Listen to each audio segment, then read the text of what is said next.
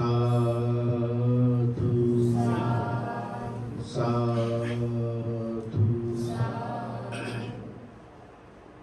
महाकारुणिक तथागत भगवान बुद्ध, बोधिसत्व भारतरत्न डॉक्टर बाबासाहेब आंबेडकर यांचा आज आपण स्मरण दिन, स्मृती दिन साजरा करत आहोत। अशा स्मृतिशेष कमलताई उत्तम मगरे या कार्यक्रमाला उपस्थित आदरणीय डॉक्टर SR इंदवंसजी महाथेरो,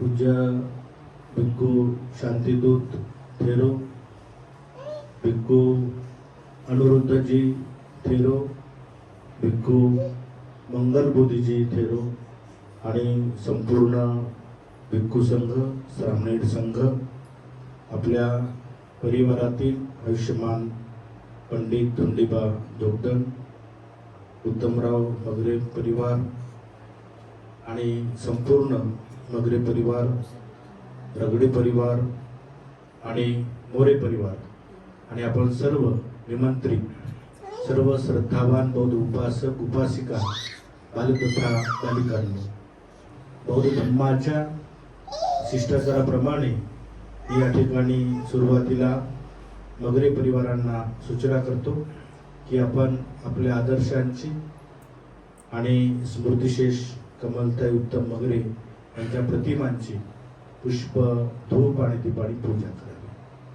सुरुवातीला उत्तम मगरे बाबा आणि त्यांचे परिवार, रवी मगरे, अनिताताई मगरे,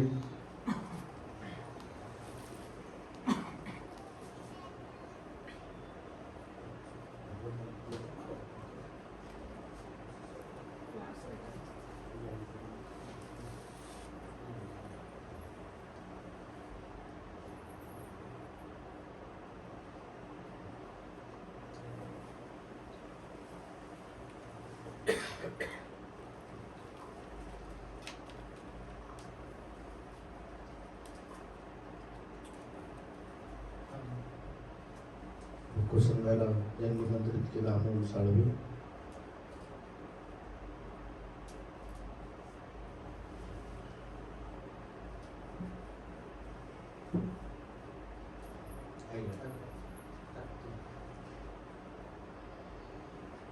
रवी आणि अनिताताई मगरे आईचं आवाहन करतील।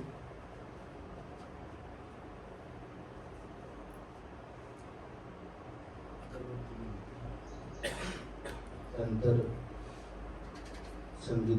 संगीताताई रगडे आणि निकिता मगरे, संगीताताई आणि निकिताताई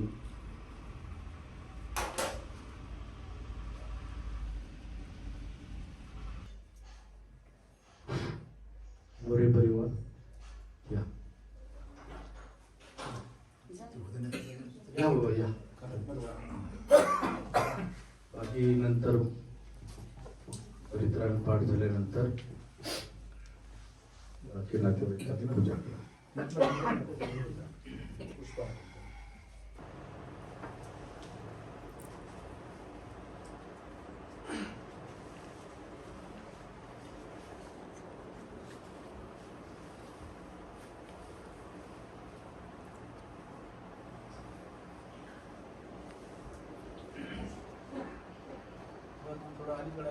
आली तर मग बसते नंतर मग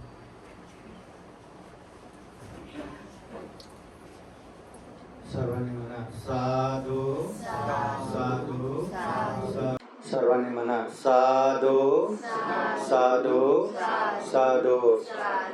महाकारुणिक तथागत बुद्ध धम्म संघ को त्रिवार वंदना। परम पूजनीय बोधिसत्व डॉक्टर बाबा साहब अम्बेडकर आज के विशेष जलदान पुण्यानुमोदन कार्यक्रम में उपस्थित पूजनीय भिक्खु संघ, श्रामणगण, श्रद्धा संपन्न, बुद्धि संपन्न उपासक उपासिकाएं, सर्वप्रथम हम बुद्ध धम्म संघ को त्रिवार वंदना करेंगे। उसके बाद पूजनीय भिक्खु सत्यपाल महाथेरो जी हमें शील प्रार्थना करवाएंगे। तो सब लोग हाथ जोड़िए और बुद्ध धम्म संघ को वंदना करने के लिए जैसा मैं कहता हूँ आप लोग वैसा ही करिए। अरहं सम्मा सम्बुद्धो भगवा बुद्धं भगवन्तं अभिवादेमि स्वाखातो भगवता धम्मो धम्मं नमस्सामि सुपतिपन्नो भगवतो सावक संघो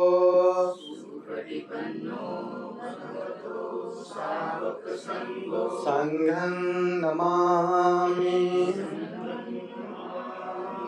आशीर्वाद प्रार्थना आप लोग करेंगे या करवाऊं? ओकाश वन्दामि भन्ते द्वारतयेन कथं शापं अपराधं क्षमता मे भन्ते द्वितीयम्पि तृतीयम्पि ओकाशहं भन्ते त्रिशरणेन सह पंचशीलं धम्मं याचामि अनुगहं कृत्वा शीलं देता मे भन्ते द्वितीयम्पि तृतीयम्पि। पूजनीय डॉक्टर एम सत्यपाल महाथेरो बंदे जी आप लोगों को शील प्रार्थना करवाए ऐसा विनती करते हैं।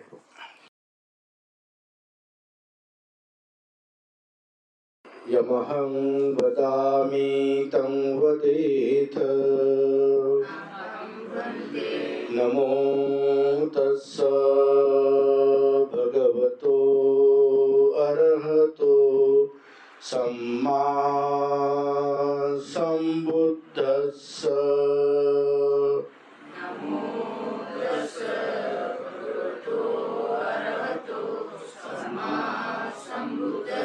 तीन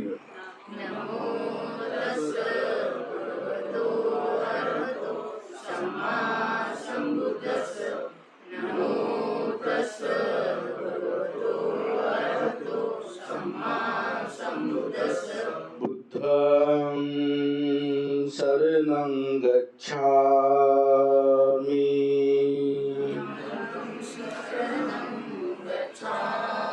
धम्मं शरणं गच्छामि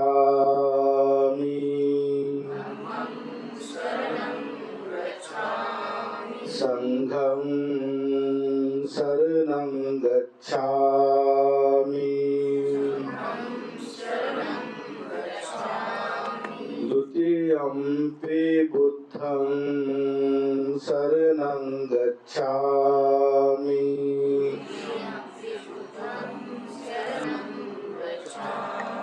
द्वितीयम्पि धम्मं शरणं गच्छामि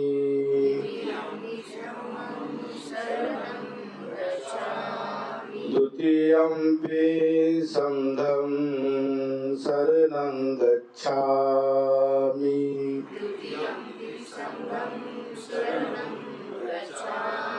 तृतीयम्पि बुद्धं शरणं गच्छामि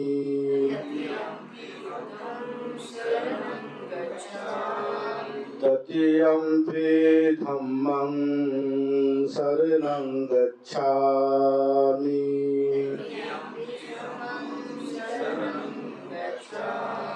तृतीयम्पि संघं शरणं गच्छामि।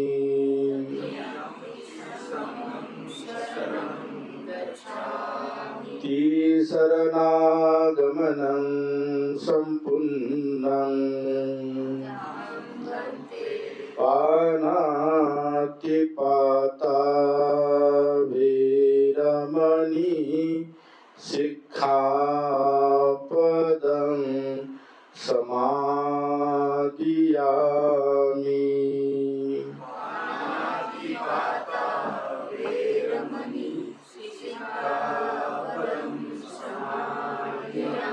अदिन्नादाना वीरमणि सिक्खापदं समादियामि।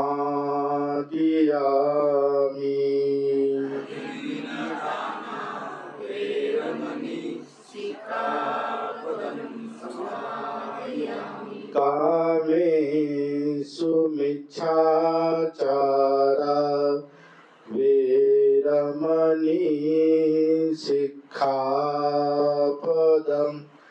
समादियामि।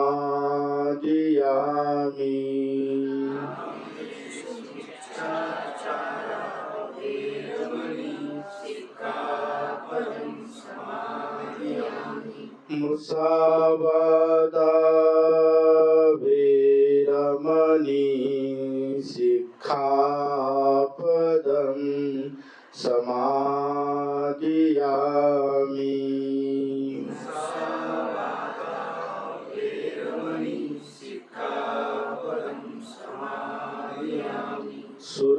सुरामेरय मज्जपमादत्थाना वीरमणि सिक्खापदं समादियामि।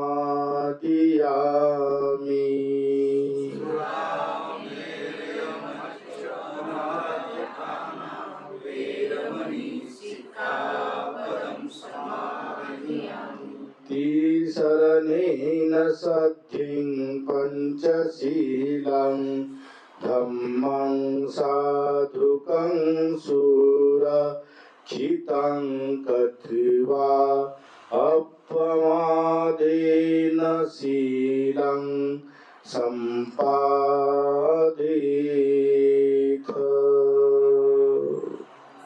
अहं साधु साधु साधु बुद्धं नमामि। दर्शन करा। धम्मं नमामि, संघं नमामि, अहं वन्दामि सर्वदा।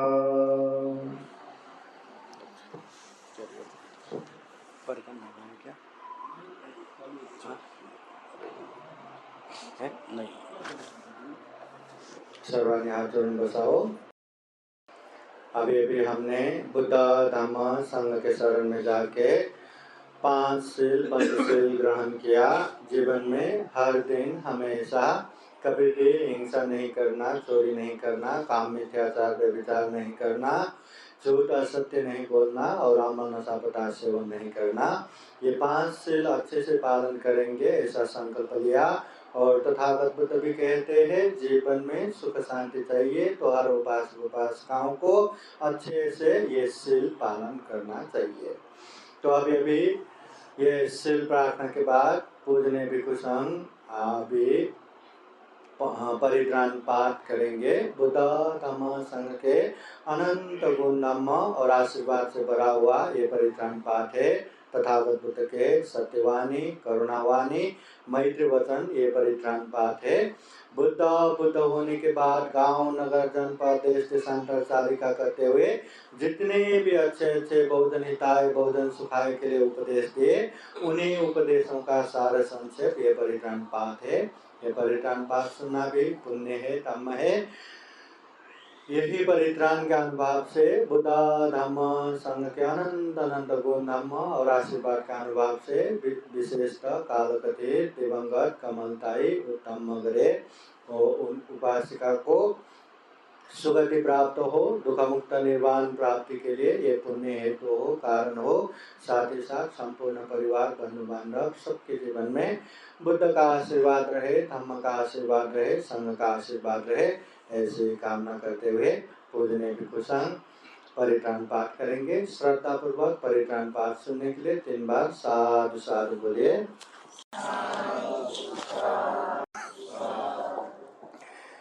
समन्ता चक्रवालेषु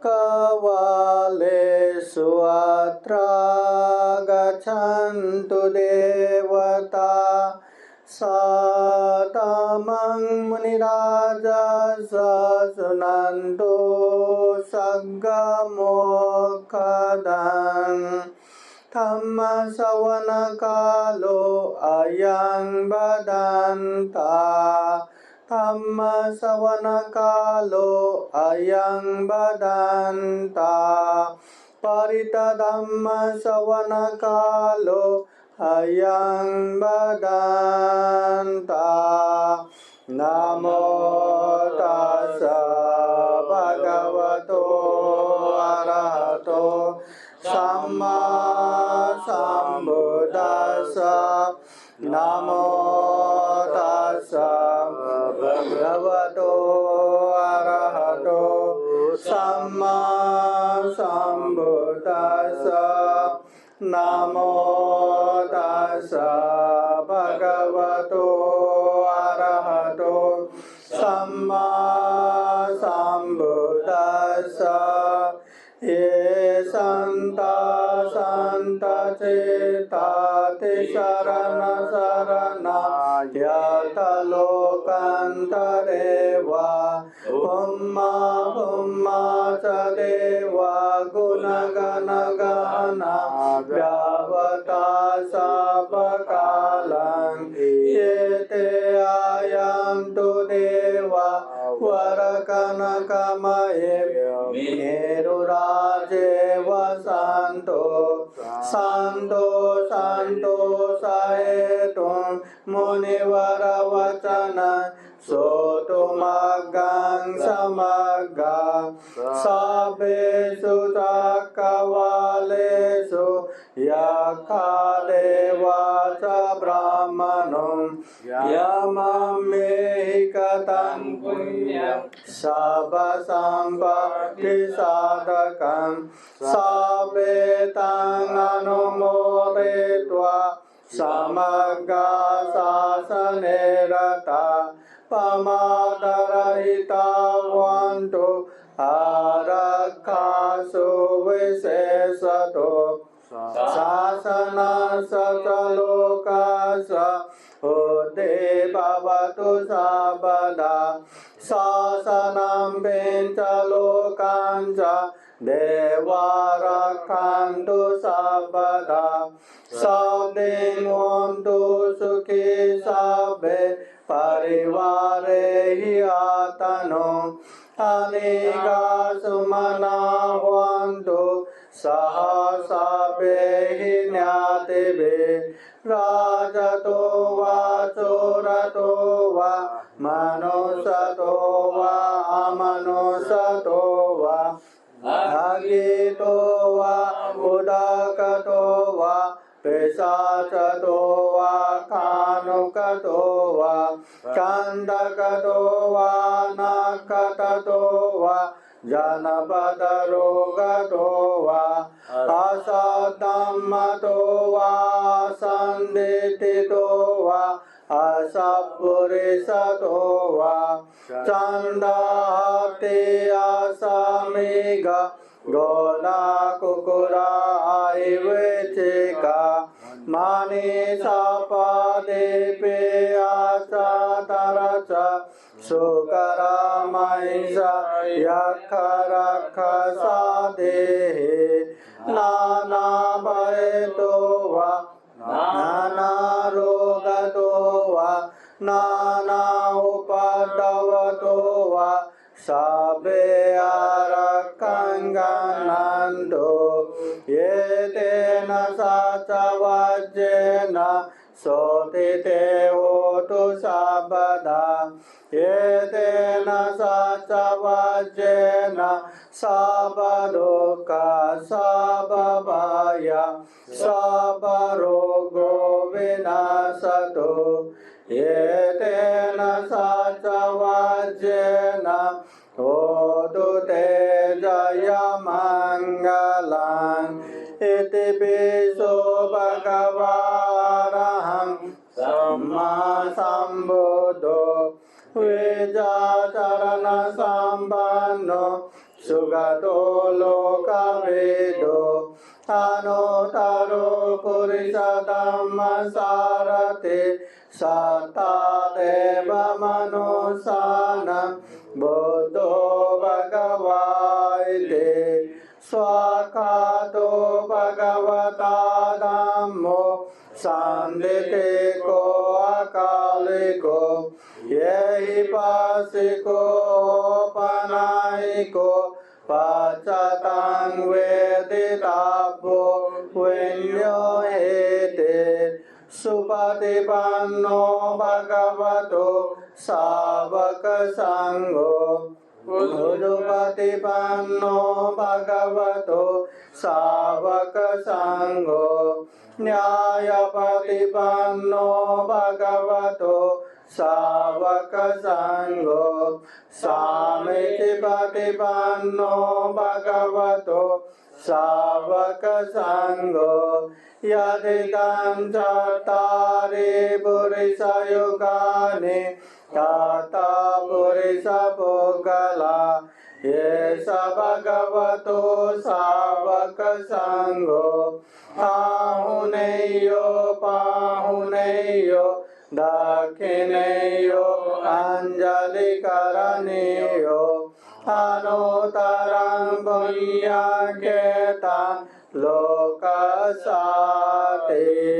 Yetena Sacavajena Sotite Hotu Sabada Yetena Sacavajena Sabaduka Sababaya Sabarogo Vinasato Yetena Sacavajena Hotu te jaya mangalang Karaniya mata kusalena Yantang santang padang abhisameca Sako ujuca sujuca Suvacuca samuduanatimani Santu sakoca suvaroca Apakecho chasalauka ode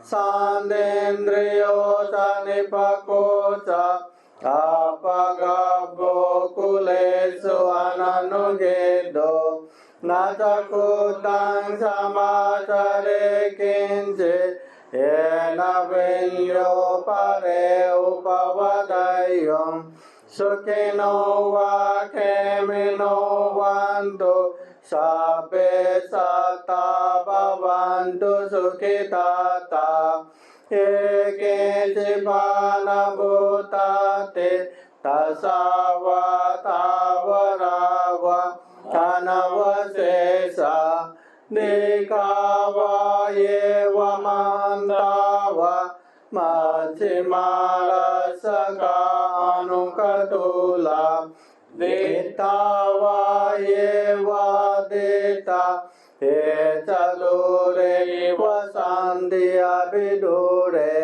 Putava sambhave siva Sabbe sata bhavantu sukhitata Navaro paranniko beta Nati mayeta kata chinang kanje Vyaro sanapatika sanya Nanya manya sadoka mechaya Mata yata niyambutan Ayusaye kapota manurake Kevam visabhabutesu Manasang bhavaye aparimanang Metan jasa balokasmin मनसंभावये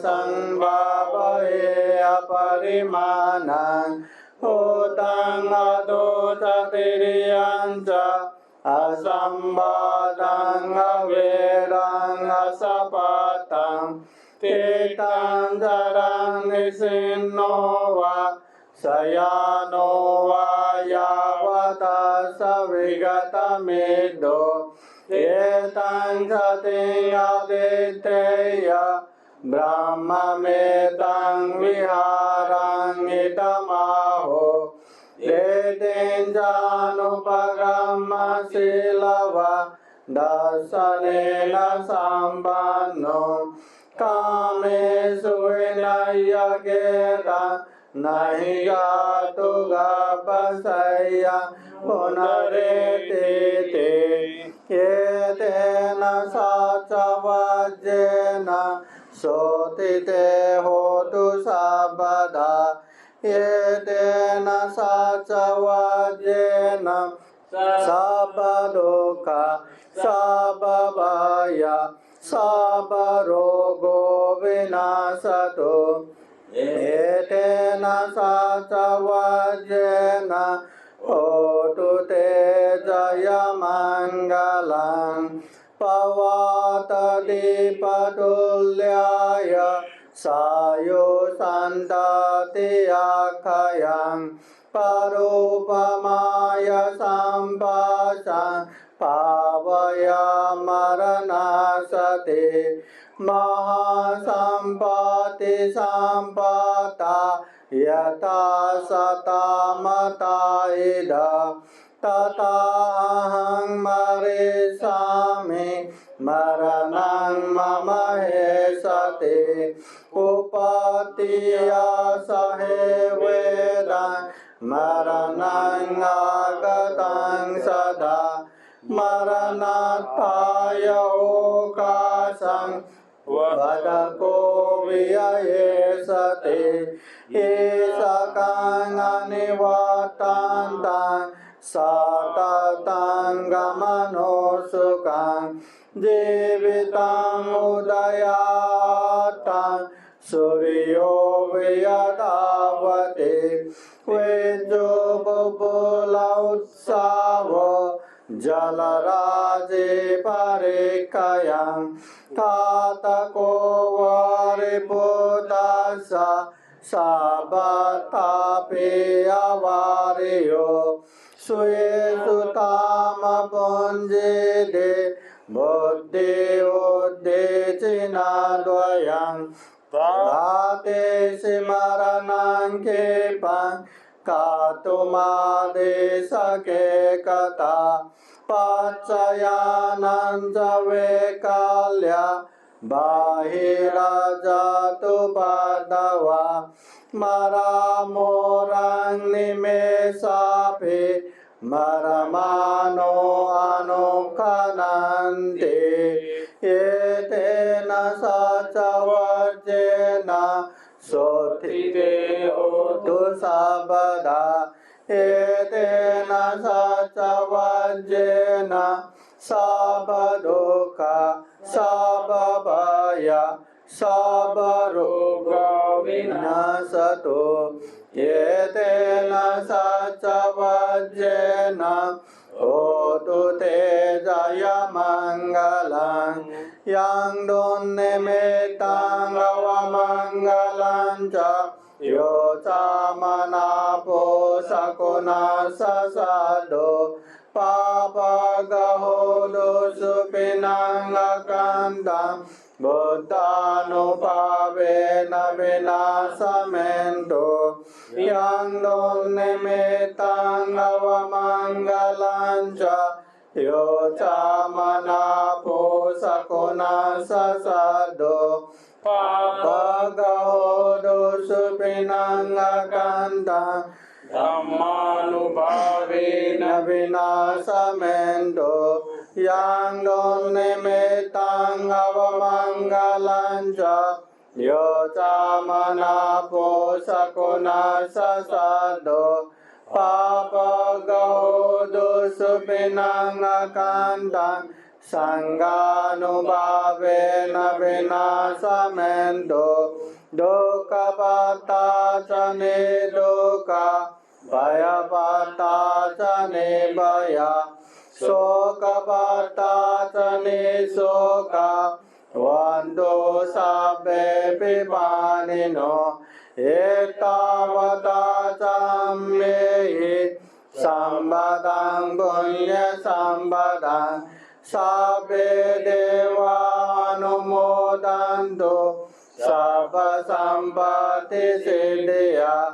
दानं ददन्तु सद्दाय शीलं रक्षन्तु सर्वदा भावनाविरता भवन्तु गच्छन्तु देवतागता सब्बे बुद्धा बलवत्ता पच्चेकानं च यं बलं अरहन्तानं च तेजेन रक्षं वन्दामि सर्वशो आकाशराजभूम्मता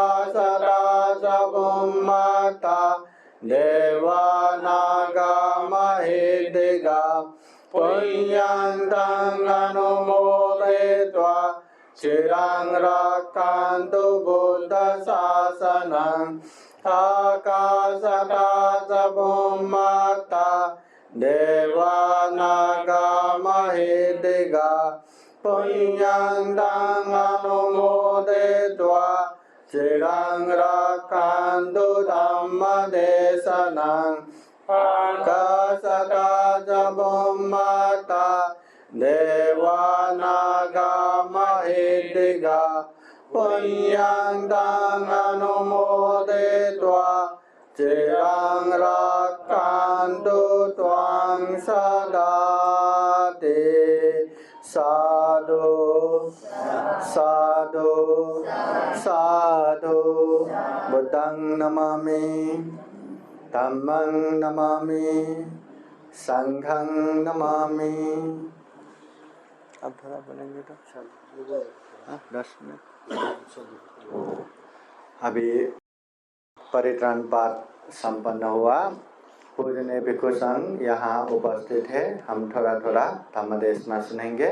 सब लोग शांति से धम्मदेशना सुनिए। सर्वप्रथम पूजनीय भिक्षु शांतिदूत थेरो बंते जी हमें धम्मदेशना देंगे।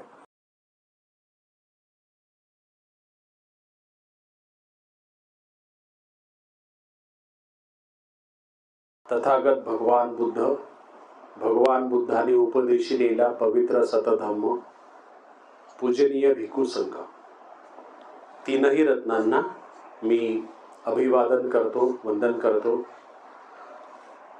ज्यांच्यामुळे आपल्याला हे तीनही रत्न मिळाले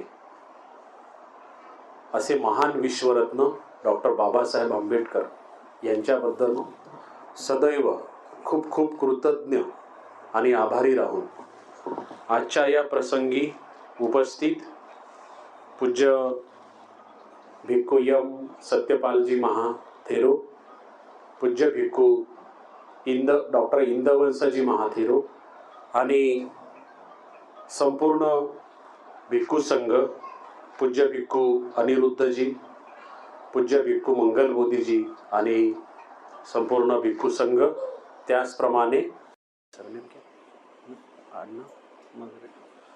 आपण सर्व श्रद्धावान उपासक उपासिका आणि मगरे परिवार।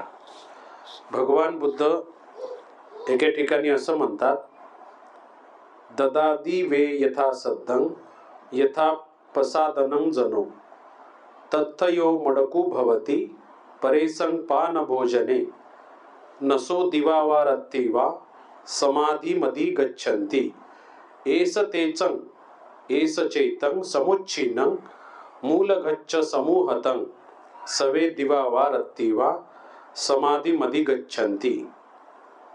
अशा प्रकारचं हे भगवान बुद्धाचे एक बुद्ध वचन आहे।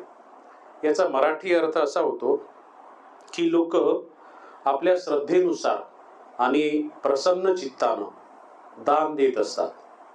लोक आपल्या श्रद्धेनुसार प्रसन्न चित्तानं दान देत असतात, परंतु दुसऱ्याला जेवण करत असताना पाहून दुसरं जर कोणी दान देत असेल ते पाहून, दुसरं जर कोणी कोणाला मदत करत असेल ते पाहून, दुसरं जर कोणी कोणाला काही आर्थिक किंवा वेगवेगळ्या प्रकारची मदत देत असेल ते पाहून जर समजा आपल्याला चांगलं वाटत नसेल तर त्यामुळे भगवान बुद्ध असं म्हणतात की दुसऱ्याला दान देत असताना पाहून जर आपल्याला प्रसन्न चित्त उत्पन्न होत नसेल तर आपण आपल्या जीवनामध्ये उपचार अथवा अपर्णा समाधी प्राप्त करू शकत नाही किंवा एकाग्रता आपण प्राप्त करू शकत नाही. म्हणजे इथे असं म्हणायचं आहे, जसं की आपण पाहतो समाजामध्ये असेही लोक आहेत की दुसऱ्यांना जर कोणी कोणाला मदत जरी केली असेल तर त्यांना आतून आनंद होत नाही, कधी कधी त्यांना दुःख उत्पन्न होते. दुसरे जर कोणी भोजन दान देत असेल तर असं वाटू शकते की काय गरज आहे बा भोजन दान देण्याची, असं वाटू शकते, आहे की नाही. म्हणजे दान देत असताना सुद्धा जर कोणी दान देत असेल तर ते दान देत असताना पाहून आपल्या मनामध्ये प्रसन्न भाव उत्पन्न झाला पाहिजे. कोणी जर कोणाला मदत करत असेल तर आपल्या मनामध्ये प्रसन्न भाव उत्पन्न झाला पाहिजे. जर कोणी कोणाला हेल्प करत असेल तर आपल्या मनामध्ये प्रसन्न भाव उत्पन्न झाला पाहिजे. जसं की प्रसन्न भाव उत्पन्न करणे जर अशा प्रकारचं चित्त आपलं असेल तर भगवान बुद्ध म्हणतात की त्या माणसाला उपचार अथवा अपर्णा समाधी किंवा एकाग्रता प्राप्त होऊ शकते. पण जर दुसऱ्याचं खाणं पिणं पाहून जर मन दुःखी होत असेल तर भगवान बुद्ध म्हणतात अशी व्यक्ती एकाग्रता प्राप्त करून घेऊ शकत नाही. आपण पाहतो की भगवान बुद्धाच्या सहवासामध्ये जे कोणी दायक होते, मोठे मोठे अनाथ पिंडक असेल, विशाखा असेल, हे लोक जेव्हा दान देत होते घरामध्ये, त्यांच्या घरामध्ये त्यावेळेस 2000 भिक्षू, 3000 भिक्षू, 5000 भिक्षू भोजनाला येत असत. आणि जेव्हा कधी हे भोजन दान देत असेल किंवा वेगवेगळ्या प्रकारचं औषधी दान देत असेल तर त्या प्रसंगी जे बाकीचे लोक असायचे, कोणते लोक की जे नोकर चाकर असेल, गरीब लोक असेल, घरामधले दासदासी असेल, तर ती लोक सुद्धा आपल्या मनामध्ये प्रसन्नता उत्पन्न करत होते. अरे वा, किती चांगली गोष्ट आहे, एवढ्या सगळ्या भिक्षूंना भोजन दान देणं सुरू आहे. त्याचं अनुमोदन करत असत, त्या गोष्टीचं काय अनुमोदन, त्याला म्हणजे साधुकार देत असत, साधू साधू अशा प्रकारे. तर या पद्धतीनं भगवान बुद्धाचं हे वचन आहे. संत कबीर एके ठिकाणी असं म्हणतात की चिडिया चोच भर ले गई, नदी का घटो न नीर, दान दिए धन ना घटे, कह गए संत कबीर. की ज्याप्रमाणे नदीमधलं चिमूटभर पाणी चिमणीनं चोचीमध्ये घेतलं, पक्ष्यानं चोचीमध्ये घेतलं तर नदीमधलं काही कमी होत नसते, त्याप्रमाणे आपल्याकडे जे उपलब्ध आहे त्यामधलं जर आपण थोडं दान दिलं तर आपलं काही कमी होत नसते. म्हणजे ज्याप्रमाणे आपण शेतामध्ये एखादं बीज टाकतो, पण एक बीज टाकतो, आपल्याला म्हणजे एक कणसाचं बीज जर आपण टाकलं तर आपल्याला भरपूर कणस येतात, आहे की नाही, त्याला खूप सारे दाणे येतात. तर याप्रमाणे आपण आपल्या जीवनामध्ये दान देणं ही खूप चांगली गोष्ट आहे. तर दान कशासाठी द्यायचं, दान का द्यायचं आम्ही दान, आहे की नाही. जसं की सामाजिक दृष्ट्या आपण विचार करतो की एकमेकांना मदत केली पाहिजे, हेल्प केलं पाहिजे, चांगली गोष्ट आहे, हा झाला वरवरचा विचार. परंतु भगवान बुद्ध म्हणतात की आपल्या मनामध्ये 3 प्रकारचे मोठे विकार आहेत, ज्याला लोभ असं म्हणतात, दुसरा द्वेष आणि तिसरा मोह. त्या लोभालाच राग सुद्धा म्हणतात. पाली शब्द आहे राग हा. आपण ज्या अर्थानं राग या शब्दाचा वापर करतो मराठीमध्ये, पाली साहित्यामध्ये तो अर्थ होत नाही. राग म्हणजे लोभ. तर भगवान बुद्ध म्हणतात की लोभ हे मनाचं अकुशल मूल आहे, द्वेष हे मनाचं अकुशल मूल आहे, मोह हे मनाचं अकुशल मूल आहे. आणि या लोभ या अकुशल मुलाला कमी करण्यासाठी भगवान बुद्धांनी दान सांगितलं आहे की आपण नेहमी लोभाला कमी करण्यासाठी काय केलं पाहिजे, नेहमी दान दिलं पाहिजे. आपला नेचरचा भाग असला पाहिजे, आपल्या जीवनाचा भाग असला पाहिजे, आपल्या सवयीचा भाग असला पाहिजे इतरांना मदत करणे. यामुळे होते काय, यामुळे आपल्या जीवनामध्ये आपला लोभ कमी होत असते. पहिल्यांदा तर हे आपल्याला असं माहीत असलं पाहिजे की माझ्यामध्ये लोभ आहे, हे कळालं पाहिजे. कारण ते कळालं तर मग आपल्याला प्रयत्न करता येईल ना. की जर आपल्याला माहीतच नसेल की माझ्यामध्ये लोभ आहे तर मग कसं करायचं. आहे का नाही, समजणारच नाही काय होऊ लागलं ते. माझ्यामध्ये द्वेष आहे हे जर मला समजलं तर मला मैत्रीचं महत्व समजेल.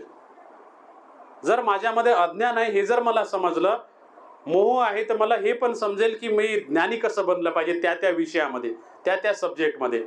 तर याच पद्धतीनं माझ्यामध्ये लोभ आहे हे आपल्याला समजलं पाहिजे. आपल्यामध्ये लोभ नाही वास करत का? आहे ना, आपल्यामध्ये लोभ उत्पन्न होतो आणि वारंवार उत्पन्न होतो. लोभामुळेच आहे ना आपल्या जीवनामध्ये भरपूर मोठं दुःख, वेगवेगळ्या प्रकारचे मानसिक त्रास आपण सहन करत असतो. आणि म्हणून आहे ना दान देणे लोभाला लोभावरती विजय मिळवणे आहे. भगवान बुद्ध दुसऱ्या एका ठिकाणी असं म्हणतात की दान देणे आणि युद्ध करणे समान आहे म्हणतात. दान देणे आणि युद्ध करणे समान आहे, सारखं आहे म्हणतात. असं का म्हटलं असेल बरं? कारण मुळात आहे ना स्वभाव कसा असतो, एक कंजूस स्वभाव असतो, आहे का नाही, की नाही कशाला द्यायचा हा स्वभाव असतो. संग्रह करणारा स्वभाव असतो, लोभ वाढवणारा स्वभाव असतो. आतापर्यंत आपण द्वेष, आपल्यामध्ये जो काही द्वेष असेल, द्वेष करणारा स्वभाव, तर आपण काही कुठलं त्याचा काही क्लास वगैरे लावला होता का? प्रॅक्टिस झाली की नाही आपोआप? काही क्लास लावायची गरज नाही, कुठे द्वेष करायची काही क्लास लावायची गरज नाही. पण प्रॅक्टिस झाली की नाही? कशी झाली? आपोआप झाली, बेहोशीमध्ये झाली, आहे का नाही? तसं लोभ सुद्धा बेहोशीमध्ये वाढत असतो, द्वेष सुद्धा बेहोशीमध्ये वाढत असते आणि मोह सुद्धा बेहोशीमध्ये वाढत असते. तर या पद्धतीनं आपल्याला पहिल्यांदा हे समजलं पाहिजे की माझ्यामध्ये लोभ अकुशल मूल आहे, हे समजलं पाहिजे. पाली साहित्याचं किंवा बुद्धाच्या वचनाचा जोपर्यंत आपण थोडंसं अभ्यास नाही करत चिकित्सकपणे, तोपर्यंत मग त्या गोष्टी कळत पण नाही, समजून घेत नाही, तोपर्यंत कळत नाही. म्हणून आहे ना लोभ हे अकुशल मूल माझ्यामध्ये आहे, लोभ माझ्यामध्ये आहे हे समजलं पाहिजे. आणि जेव्हा समजायला लागते तेव्हा मग ते कसं कमी करावं हे पण समजायला लागते. एक उदाहरण सांगतो, दुसऱ्याबद्दल कशाला सांगायचं, स्वतःबद्दलच सांगायचं, आहे की नाही? मला आंबे खूप आवडायचे, खूप जास्त आंबे आवडायचे. आता आवडत नाही तेवढे आंबे. एवढे आंबे आवडायचे की जे लोक फळं दान देतात त्याच्यामध्ये सीझन मध्ये आंबे पण दान द्यायचे. केशर आंबे, हापूस आंबे, वेगवेगळ्या प्रकारचे आंबे. तर फळं जेव्हा दान भेटायचे तर मी काय करायचं, त्याच्यामधले आंबे काढून घ्यायचा आणि वेगळ्या ठिकाणी ठेवून द्यायचा. सोबत आम्ही 2-4 भिक्षू राहायचो. तर मग विशिष्ट असं त्या गोष्टीबद्दल आकर्षण, आंब्याबद्दल. केशर आंबे भेटले आज दान, तर आपण काय वेगळे काढून ठेवायचे, आपणच खायचे. कधी कधी लपून पण ठेवत होतो. नंतर मला समजलं की ही काही चांगली गोष्ट नाही. जसं आपल्याला गोष्टी ज्या आवडतात त्या आपण आहे ना दुसऱ्याला देण्याचं टाळतो, दुसऱ्यासोबत त्या शेअर करायचं आपण टाळतो. दुसऱ्यानं कोणी घेतलं तर आपल्याला राग उत्पन्न होते. मी विचार केला की म्हटलं ही तर चांगली गोष्ट नाही आहे. किंवा म्हटलं हे आपण सफरचंद वेगळे काढत नाही, केळी वेगळ्या काढत नाही, पण आंबे आपण वेगळे काढून ठेवतो कारण की ते आपल्याला आवडतात. आणि मग मी विचार केला की नाही म्हटलं हे काही चांगली सवय नाही, ही वाईट सवय आहे. अशा प्रकारे आपल्या लोभाला वाढवण्यात काही मजा नाही. आणि मग मी काय केलं की म्हटलं भगवंताने याच्यावर उपाय तर सांगितलेलाच आहे की ज्या गोष्टीबद्दल जास्त लोभ असेल ती गोष्ट दान दिली पाहिजे. मी कोरोनाच्या कालावधीमध्ये जवळजवळ महिना ते 2 महिन्यापर्यंत लोकांना राशन दान दिलं. गहू, तांदूळ, वेगवेगळ्या प्रकारचे मसाल्याचे पदार्थ, तेल, साबणी, कोलगेट, ब्रश, टॉवेल, म्हणजे अशा प्रकारचं दान दिलं.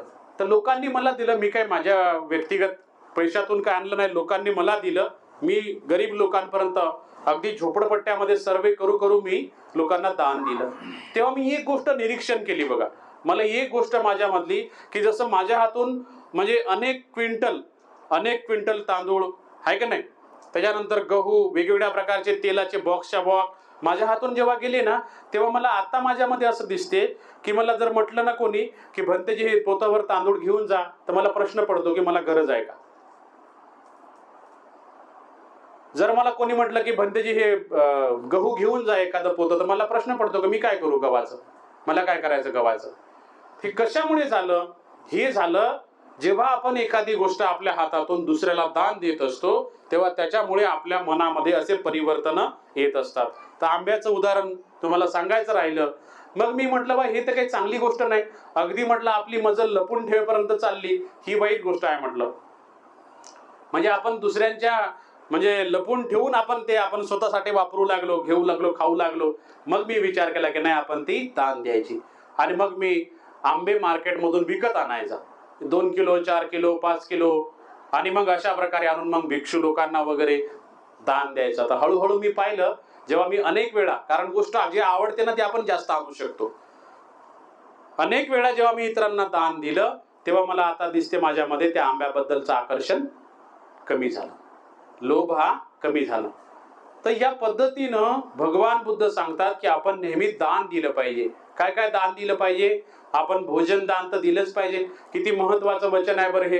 भगवान बुद्ध म्हणतात की दुसऱ्याला खाता पिताना पाहून जर आपल्याला वाईट वाटत असेल तर आपण एकाग्रता नाही प्राप्त करू शकत. आणि आपल्या जीवनामध्ये आपल्याला एकाग्रता पाहिजे की नाही?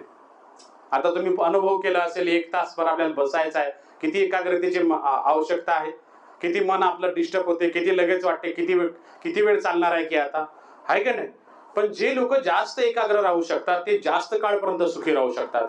आणि म्हणून दुसऱ्यांना देत असताना पाहून आपलं मन प्रसन्न झालं पाहिजे. दुसरे कोणी दान देत असेल, भोजन देत असेल, दुसरे कोणी चिवर दान देत असेल, दुसरे कोणी निवासासाठी भिक्षू निवास बांधून दान देत असेल, किंवा भिक्षू लोकांना औषधी वगैरे दान देत असेल, कपड्याचं दान देत असेल, तर आपल्याला ते देत असताना चांगलं वाटायला पाहिजे. असं आपल्या मनामध्ये चांगला भाव उत्पन्न व्हायला पाहिजे. बऱ्याचदा कधी कधी कार्यक्रमाला गेल्यानंतर आम्ही पाहतो की जर समजा एखादा पाकिट दिलं असेल भंतेजीला, आणि मग दुसरं पाकिटही जर चुकून त्या भंतेजीकडे जर गेलं, तर लोक लगेच ताई म्हणतात जाऊ द्या, दिलं, थांबा थांबा थांबा, दिलं आहे, थांबा, म्हणजे अशा प्रकारची लोक पाहायला मिळतात, आहे का नाही? 5च द्यायचे असतं, फळं 5च द्यायची, जास्त काही द्यायची गरज नाही.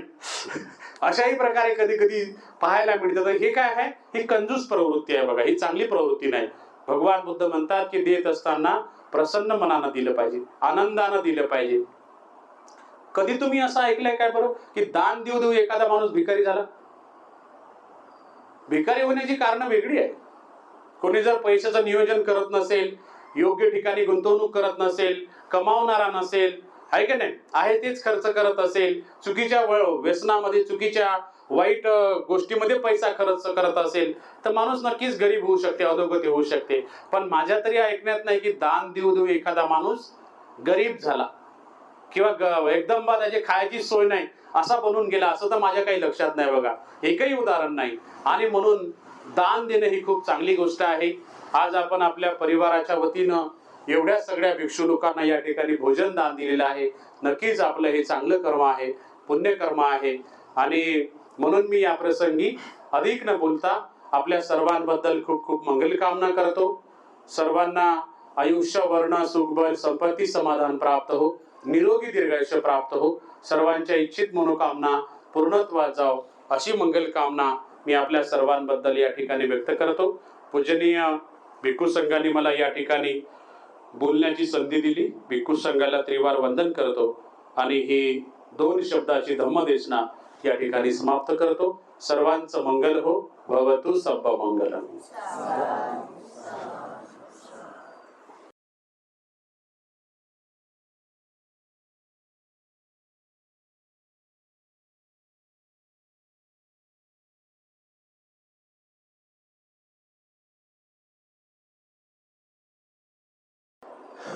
एक बार हाथ जोड़िए और बोलिए साधु साधु साधु।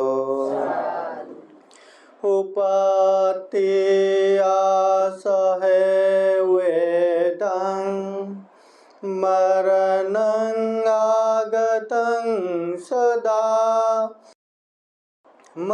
मरणार्थाय ओकाशं वद को व्यये सति। महाकारुणिक तथागत भगवान बुद्ध को त्रिवार वंदना। महाकारुणिक तथागत बुद्ध द्वारा देशित सुआख्यात धम्म को त्रिवार वंदना। महाकारुणिक तथागत बुद्ध के आर्य श्रावक संघ को त्रिवार वंदना। यहाँ उपस्थित पूजनीय भिक्खु संघ, श्रामणगण और श्रद्धा संपन्न, बुद्धि संपन्न उपासक उपासिकाएं, आज विशेषतः अपने घर पे कमला टाई कमलाताई के सुगति तथा निर्वाण कामना करते हुए पूजनीय भिक्षु संघ को आमंत्रण करते हुए ये हम जलदान पुण्यानुमोदन कार्यक्रम कर रहे हैं। महाकारुणिक तथागत बुद्ध कहते हैं, उपत्या सहे वेदं मरणं आगतं सदा। जहाँ उत्पत्ति होता है विनाश पीछे पीछे आते हैं। जहाँ जन्म होता है मृत्यु भी पीछे पीछे आते रहते हैं। जिस तरह एक शिकारी शिकार करने के लिए हाथ में धनुष बाण लेके ताक के बैठते हैं, जैसे ही कोई शिकार आता है धनुष बाण उसको मार देते हैं, वैसे ही मृत्यु हमें ताक के बैठे है। कब कहाँ कैसे हमारा जीवन का अंत होगा कोई नहीं जानता, और ऐसे कोई भी समय नहीं है जहाँ हम मर नहीं सकते। सुबह से लेके शाम तक, शाम से लेके सुबह तक कभी भी मर सकते हैं। माँ के गर्भ से लेके बुढ़ापे तक कभी भी मर सकते हैं। बैठे बैठे भी मर सकते हैं, खड़े खड़े भी मर सकते हैं, चलते चलते भी मर सकते हैं, और सोते सोते भी मर सकते हैं। कितना भी अच्छा रहो, जवान रहो, हैंडसम रहो, ब्यूटीफुल रहो, कब कहाँ कैसे खत्म होगा कोई पता नहीं। इसलिए तथागत बुद्ध कहते हैं, भावय मरना सति, मरना है ये बात हमेशा याद रखो। जब पता है मरना है हमें, चाहे छोटे बच्चे हो, जवान हो, बूढ़े हो, सबको पता है मरना है, इसके बावजूद भी हम ऐसे ऐसे काम करके बैठते हैं जो पुण्य से दूर दूर तक लिंक नहीं लगता, सुख शांति से दूर दूर तक लिंक नहीं लगता। मरना है इसके बावजूद भी हम ऐसा काम करते हैं। जस्ट इमेजिन, अगर हमें कभी मरना ही न पड़े तो, हम अगर अजर अमर ध्रुव नित्य शाश्वत रहते तो क्या करते होंगे, क्या क्या करके बैठते होंगे। मगर मरना है। ये बाबा कब अपना बचपन में यहाँ वहाँ भागते फिरता होगा, अब ये उम्र में आ गया, और कुछ समय के बाद तो है ना, कब बच्चे जवान होंगे, अर्धवयस्क होंगे, बुढ़ापे होंगे, और कब वो तो गुजर गए, ऐसे होंगे पता ही नहीं। अभी ये मगर ताई को देख के कोई बोलेंगे क्या उनका दिन आया, उनका मरने का समय आ गया, कोई बोलेंगे क्या? पर क्या करे, मृत्यु कब कहाँ कैसे आते हैं पता ही नहीं। बहुत सारे लोग देखो ना, हॉस्पिटल में जाएंगे तो पता चलता है माँ के गर्भ में मरने वाले कितना जन्म भी नहीं हो पाते, और कितना तो जन्म होते होते मरने वाले तो कितना बचपन में, जवानी में, अर्धवयस्क में, वृद्ध में मरने वाले कितना। इसलिए तथागत बुद्ध ये सारे चीज को देख के बार बार कहते रहते हैं, भावय मरना सति, मरना है ये बात याद रखो, अनित्य है ये बात याद रखो। कितना भी अच्छा रहने दो, ये हम हमेशा रहने वाले नहीं है, जीवन अनित्य है।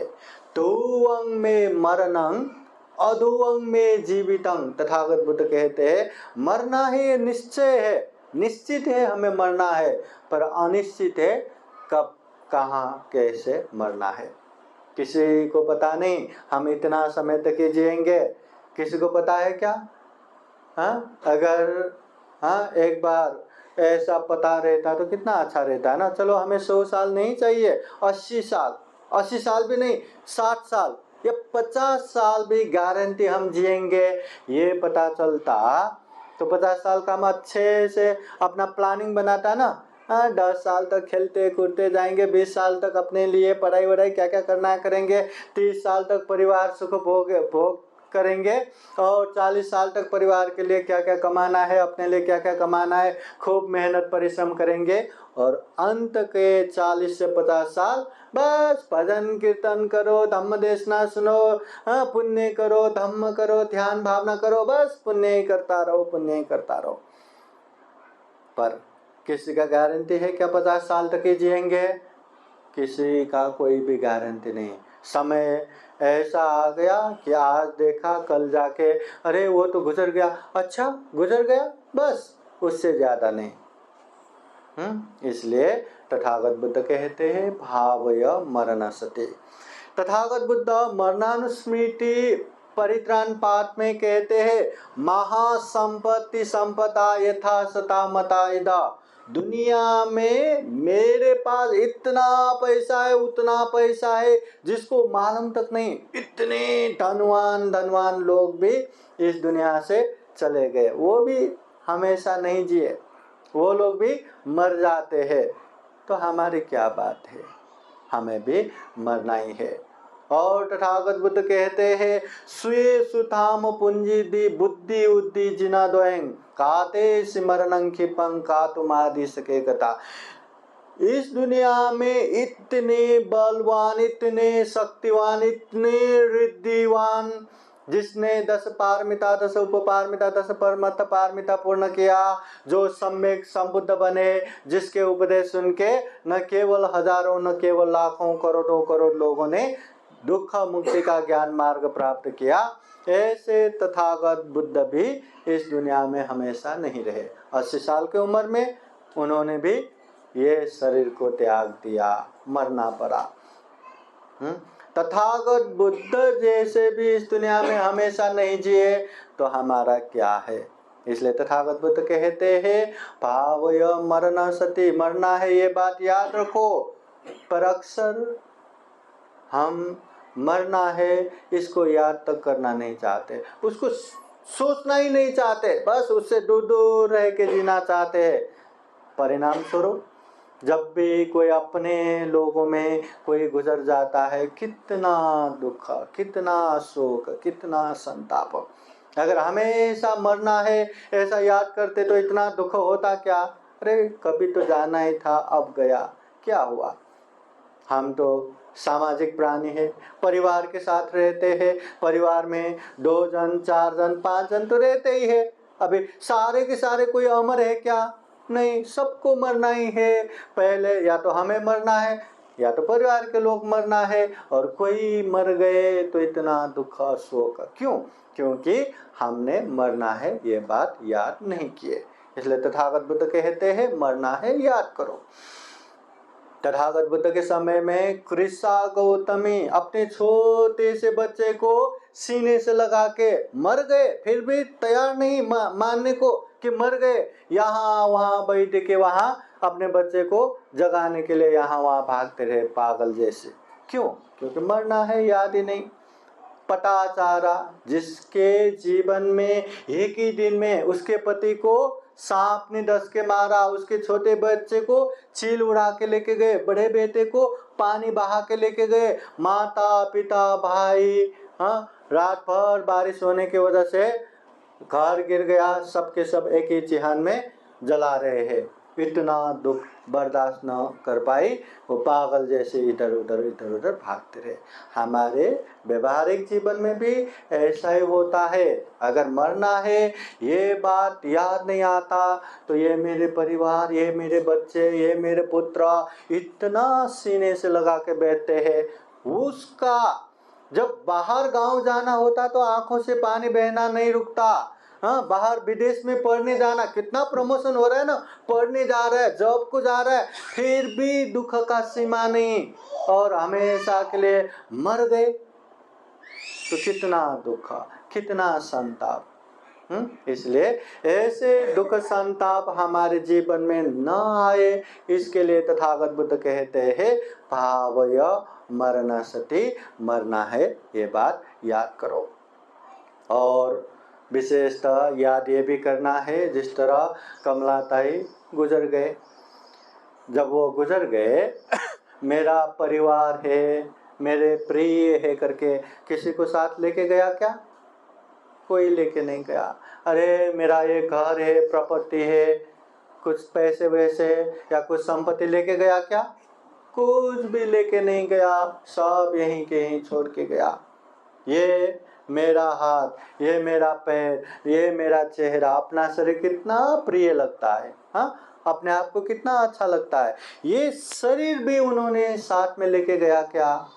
यहीं छोड़ के गया, मरने के बाद कितने कितने लकड़ियों में जला के राख बना दिया, और जो बचा खुचा अस्थि भी पानी में बहा दिया, शरीर भी छोड़ के गए।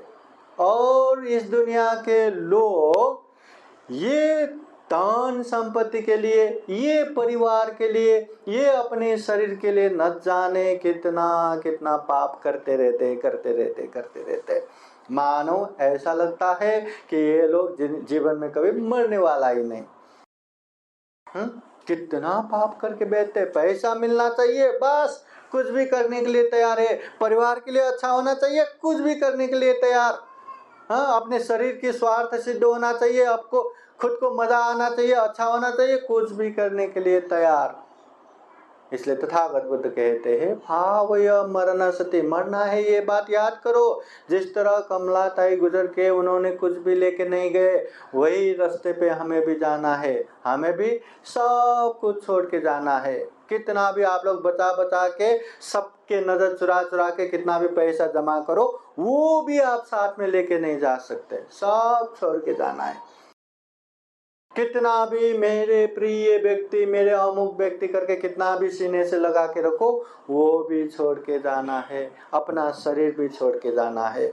और इसके लिए हम पाप कर रहे हैं, इसके लिए अकुशल कर रहे हैं।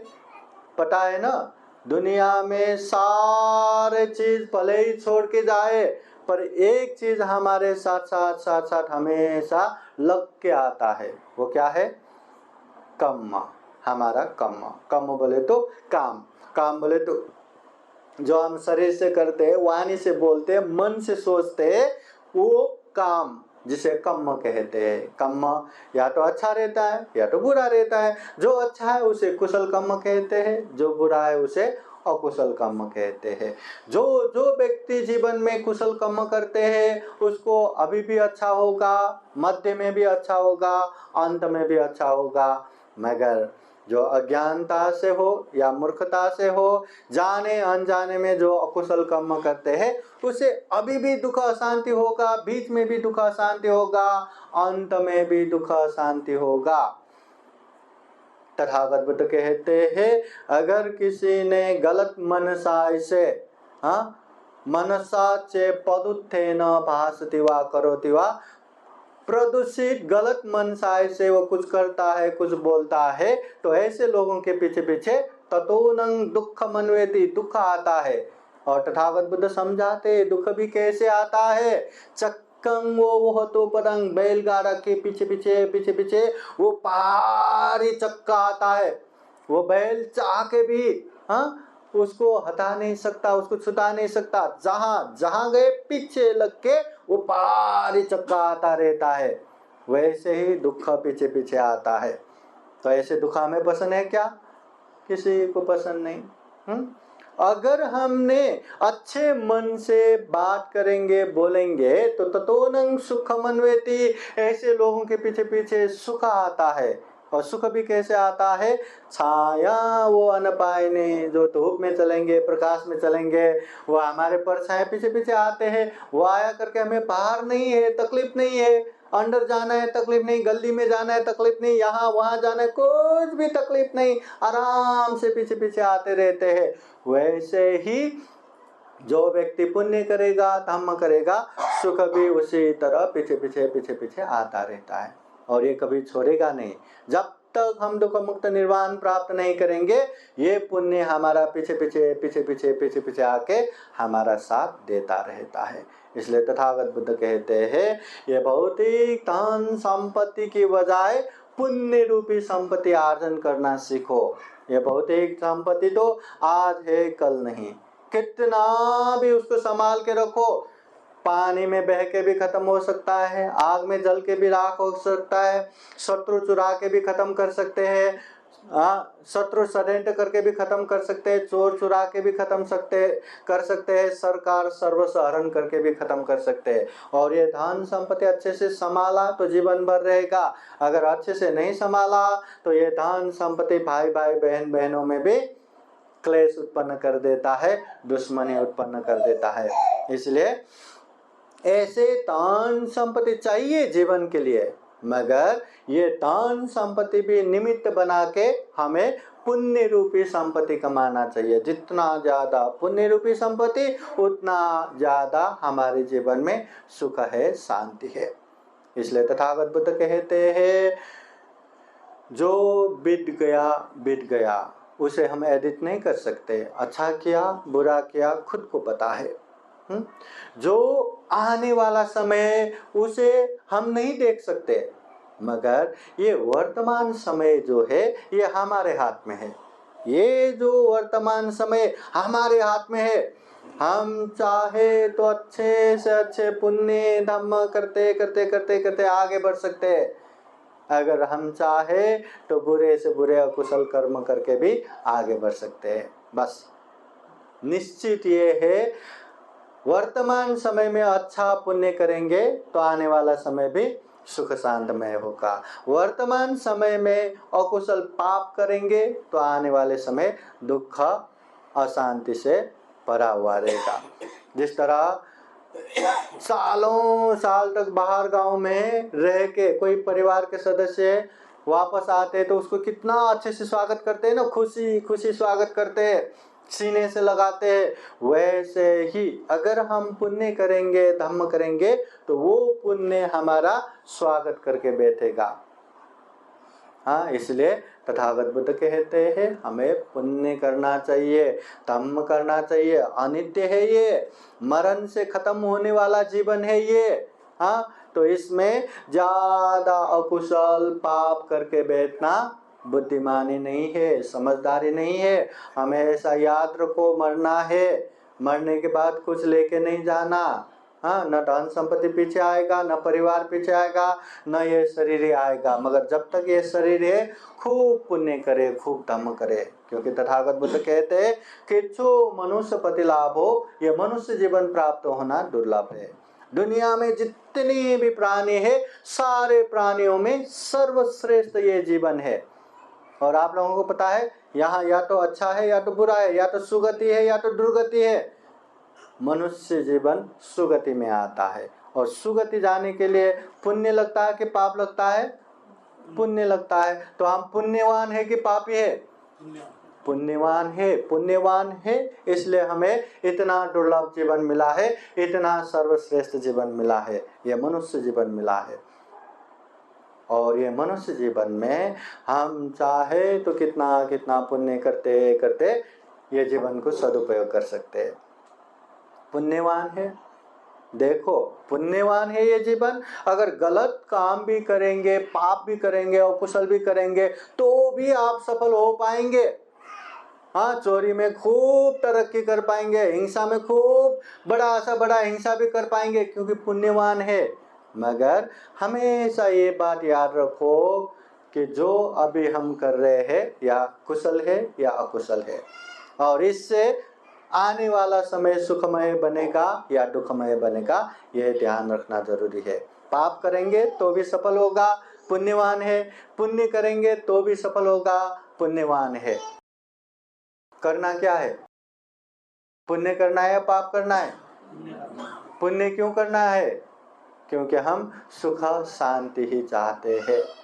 हाँ, इसलिए हमें खूब होश रख के अप्रमादी बन के ये पुण्य करते जाना है, धम्म करते जाना है। जितना पुण्य करेंगे, जितना धम्म करेंगे, उतना ही हमारे साथ रहेगा। बाकी तो सबके सब यहीं छोड़ के जाना है, वही रास्ते पे जाना है। सब कुछ छोड़ छाड़ के मरना ही है और आगे का यात्रा शुरू करना है। इसलिए इतना दुर्लभ जीवन मिला है, इतना सर्वश्रेष्ठ जीवन मिला है, जितना हो सके हमें पुण्य करना चाहिए, धम्म करना चाहिए, धम्म का माहौल बनाते रहना चाहिए। इतना पुण्य करो, इतना धम्म करो, आने वाले लंबे से लंबे समय तक भी हमें सुख मिले, शांति मिले। याद रखना, इतने सारे भुवन है, 31 भुवन है, 4 तो दुर्गति है, और मनुष्य से लेके ऊपर का सारा सुगति है। और इतने सारे सुगति में भी मनुष्य छोड़ के कोई ऐसी सुगति नहीं जहाँ और पुण्य करे और धम्म करे और मार्ग फल में प्रतिष्ठित हो। मनुष्य ही ऐसा भूमि है, मनुष्य ही ऐसा जन्म है। हम चाहे तो दुख मुक्त मार्ग फल भी प्राप्त कर सकते हैं, श्रोतापति सकितागामी अनागामी अरहत, और हम चाहे तो दुर्गति से महादुर्गति में भी पतन हो सकते हैं। तो हमें क्या करना चाहिए, हमें क्या चाहिए, खुद ही निर्णय करना है। क्योंकि तथागत बुद्ध कहते हैं अत्ता ही अतनो नाथो, कोई नाथो परोसिया। हम खुद के मालक खुद ही है, कोई हमारे मालक नहीं।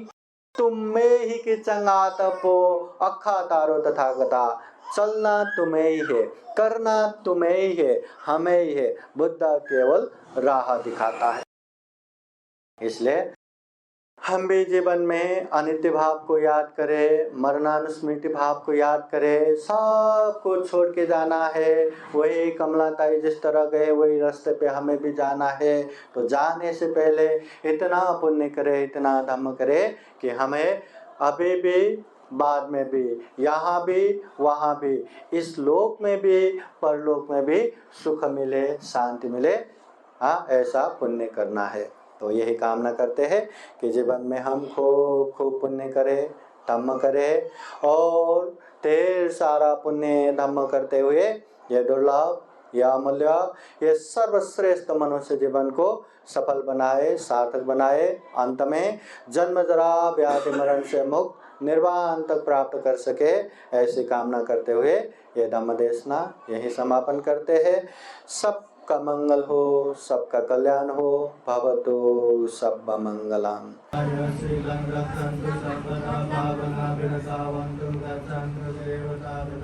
सापे बुद्धा बलवन्ता पचेतानं जयं फलं हरन्तानं च तेजेन रक्षं वन्दामि सत्त्वसो साधु। इमं परिखारं अर्थदानं फलदानं भिक्खुसङ्घस्य अम्माकं कालकतस्य मातुस्य उद्देशेन भिक्खुसङ्घस्य दानं देम पूजेम पूजेम पूजेम द्वितीयम्पि तृतीयम्पि इमं परिखारं फलदानं अर्थदानं अम्माकं मातुस्य उद्देशेन भिक्खुसङ्घस्य दानं देम पूजेम पूजेम। साधु साधु।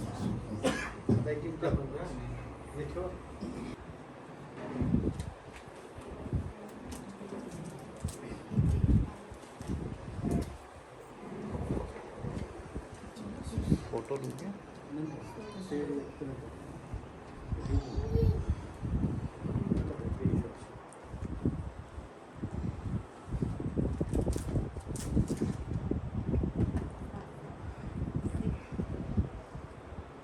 अमल एक ही ले लो और अच्छे से ले लो उसको, चैनल में दिखाने के लिए। ऐसे रफ भी मत लेना।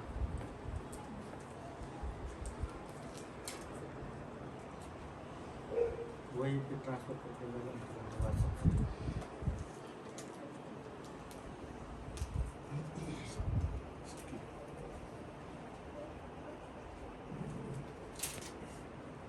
तो लोग बस ले लो।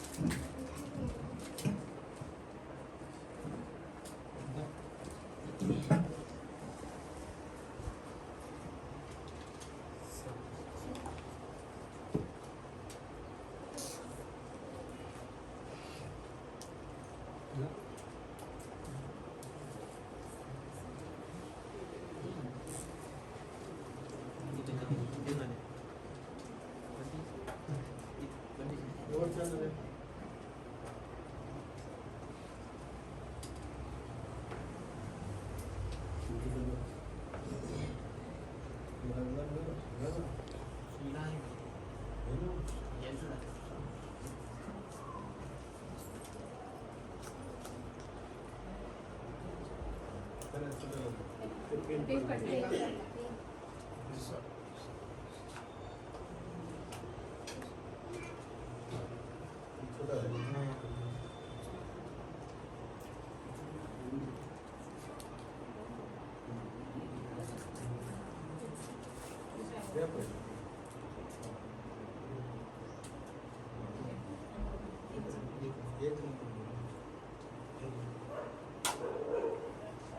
ध्यान दीजिए बाद में पकड़ नहीं हे बनती थी। अनुमोदन कर रहे हैं।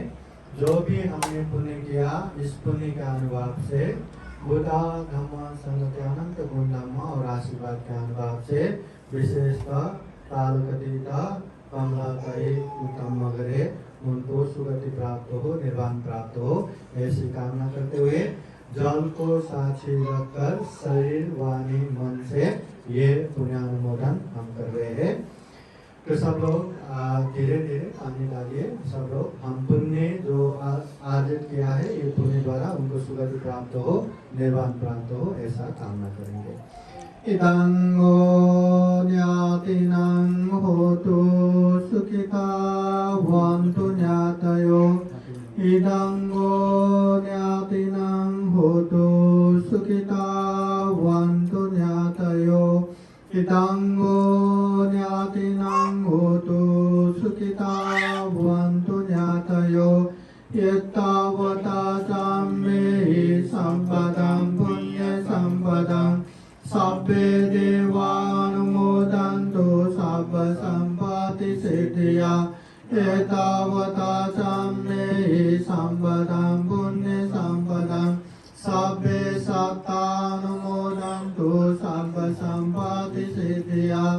एतावता चाम्मेहि सम्पदं पुण्य सम्पदं सब्बे भूतानुमोदन्तु सब्ब सम्पत्ति सिद्धिया। अनिच्चावत संखारा उपादवय धम्मिनो उपासित्वा निरोचन्ति तेषां उपशमो सुखो। अनिच्चावत संखारा उपादवय धम्मिनो उपासित्वा निरोचन्ति तेषां उपशमो सुखो। अनिच्चावत संखारा उपादवय धम्मिनो उपासित्वा निरोचन्ति तेषां उपशमो सुखोति। साधु साधु साधु। पूरा डाल दो, पूरा डाल दो।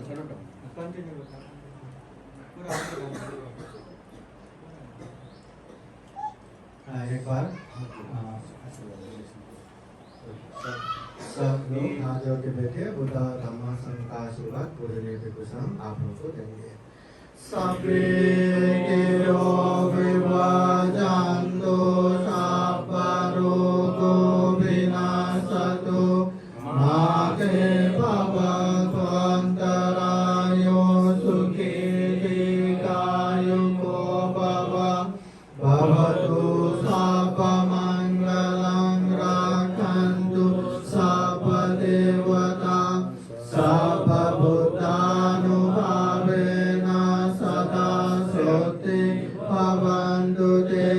भवतु सब्ब मङ्गलं रक्षन्तु सब्ब देवता सब्ब धर्मानुभावेन सदा सोति भवन्तु ते।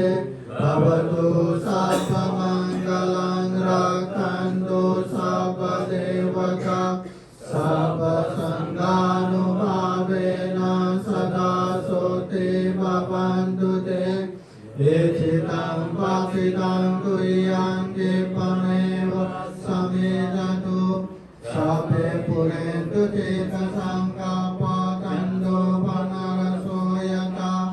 आयुरारोग्य सम्पत्ति सर्गसम्पत्तिमेव च अतो निब्बान सम्पत्ति इमिनाति समेदतु। साधु साधु साधु। बुद्धं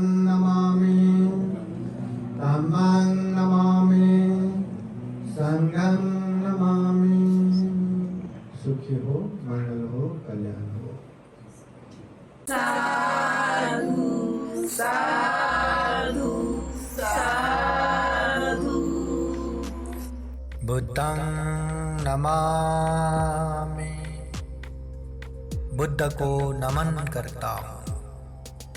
धम्मं नमामि, धम्म को नमन करता हूँ।